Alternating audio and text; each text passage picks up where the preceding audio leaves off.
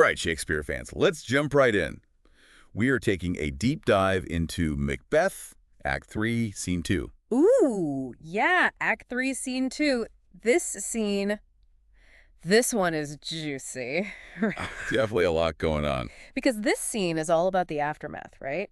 We're picking up right after Duncan's murder and all that crazy stuff that went down at the banquet. Oh yeah, the banquet scene where Yeah. Macbeth completely freaks out Loses it. when he sees Banquo's ghost. Right. Totally unhinged. I mean, can you imagine being a guest at that dinner party? Talk about awkward. And I think that's precisely where Shakespeare wants to drop us, right? Into this world where the characters are already on edge, already starting to unravel a bit. Yeah, and you can really feel that tension right from Macbeth's opening lines. He's pacing, can't sleep, totally consumed by these dark, restless thoughts. It's like he's haunted by his actions.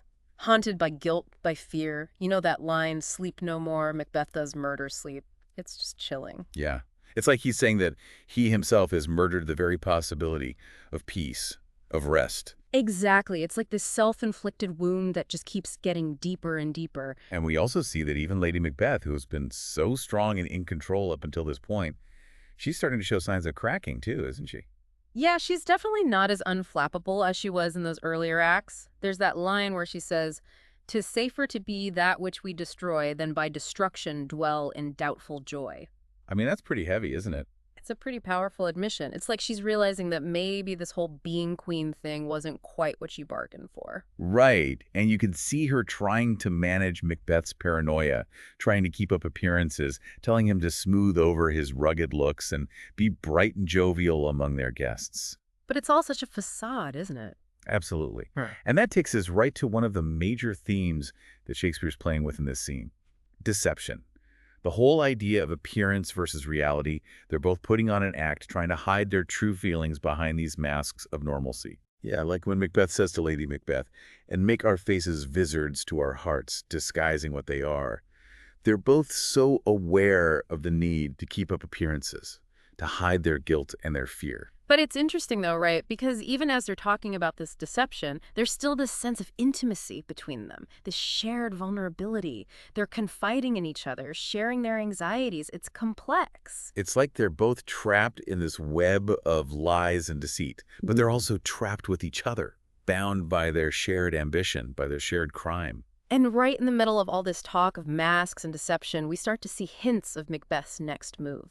He mentions Banquo and his son, Flance. And the language takes on this really ominous tone. Right, like something dark is brewing. Because you have to remember, the witches told Macbeth that Banquo's descendants would be kings. And that just makes Macbeth incredibly uneasy. So he's thinking, well, if I got rid of one king to get the crown, why not eliminate anyone else who might stand in my way?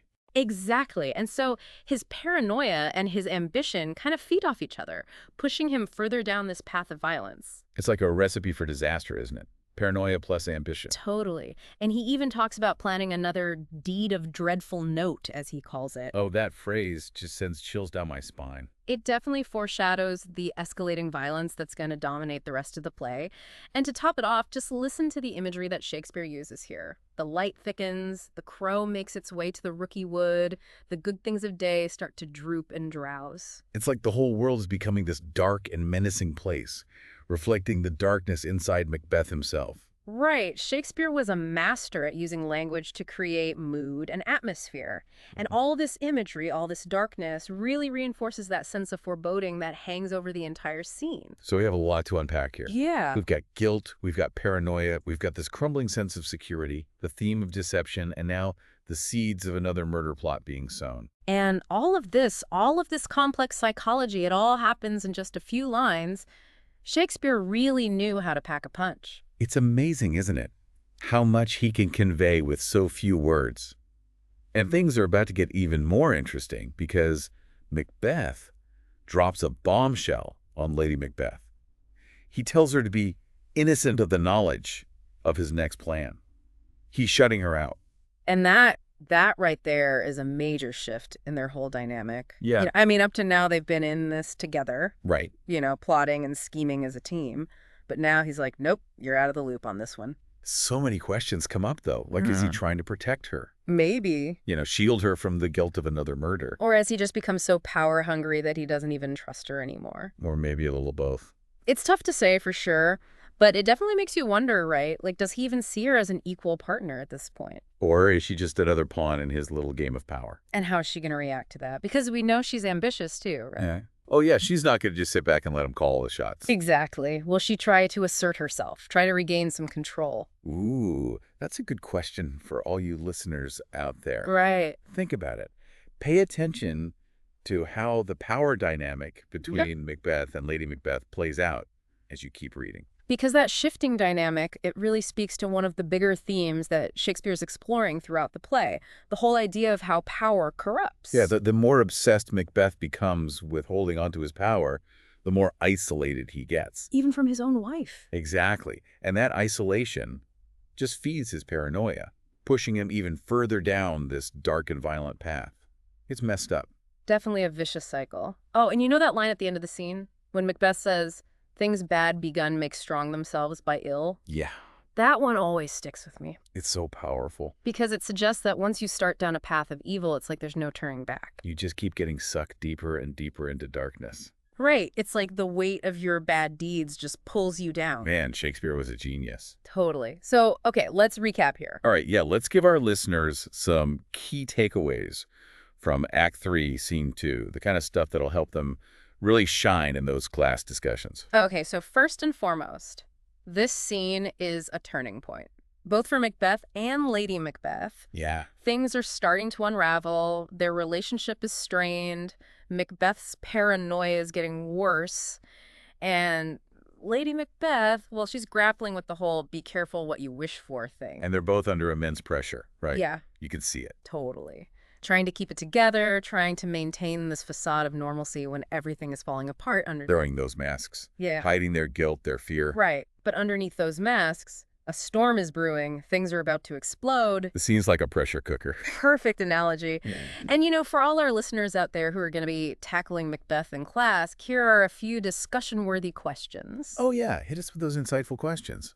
Okay, so first, let's talk about Macbeth cutting Lady Macbeth out of his plan. Is that a sign that their partnership is falling apart? Or is it a calculated move on his part?